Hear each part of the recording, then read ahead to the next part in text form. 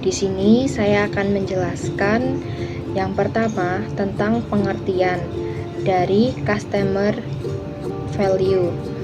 Nah, customer value adalah persepsi pelanggan terhadap nilai atau manfaat yang mereka dapatkan dari produk atau layanan yang mereka beli. Jadi, nggak hanya tentang harga, tetapi juga mencakup kualitas, fitur, pengalaman pelanggan, dan nilai emosional yang terkait dengan produk atau merek. Sedangkan pengertian dari customer selection adalah proses memilih target pelanggan yang paling sesuai dengan bisnis. Ini itu melibatkan identifikasi karakteristik pelanggan ideal seperti demografi, perilaku pembelian, dan nilai-nilai. Nah, yang pertama dibedakan secara monetary goals. Monetary goals adalah tujuan secara langsung dalam bentuk keuntungan finansial. Contohnya seperti apa sih? Contohnya itu kayak peningkatan penjualan, pangsa pasar, produktivitas, dan tingkat penggunaan sumber daya. Lalu, yang kedua ada non-monetary goals. Nah, non-monetary goals ini dibedakan atas dua subpoin, yaitu pre-economic. Pre-economic adalah tujuan nggak langsung tetapi memiliki potensi meningkatkan ekonomi dalam jangka yang panjang. Contohnya seperti kepuasan, loyalitas, referensi, informasi, dan cross-selling dari pelanggan itu sendiri. Dan subpoin yang kedua adalah non-economic. Non-economic ini tujuannya nggak langsung, yang berhubungan dengan uang atau potensi keuntungan. Contohnya upaya untuk mendapatkan kekuasaan, independensi, pengaruh politik, kesadaran lingkungan, dan kesadaran akan tanggung jawab. Kriteria nilai pelanggan ini dibagi ke dalam 4, yaitu yang pertama ada economic quantitative gauge of customer value. Artinya, istilah yang mengacu pada berbagai metrik atau ukuran yang digunakan untuk mengukur secara numerik seberapa berharganya seorang pelanggan itu bagi sebuah bisnis.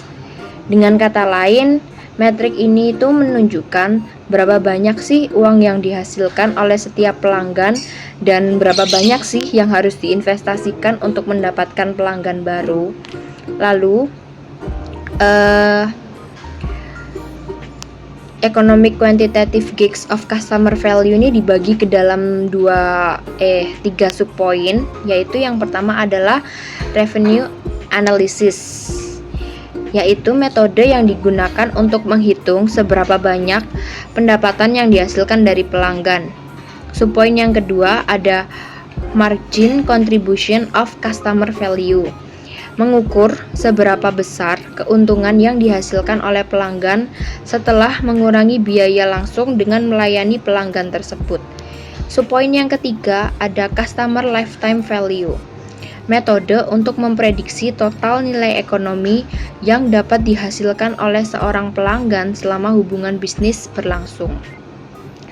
Selanjutnya ada non-monetary gauge of customer value, yaitu pengukuran non-moneter,